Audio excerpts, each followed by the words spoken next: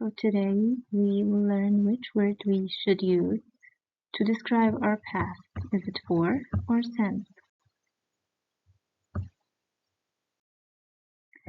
So they both describe something happened in the past. For is used to describe specific period in time, so the focus is the length of time.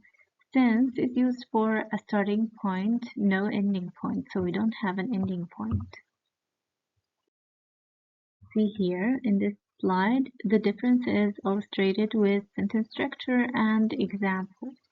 For is for a period of time, while since is for a starting point. For is with a number and time word.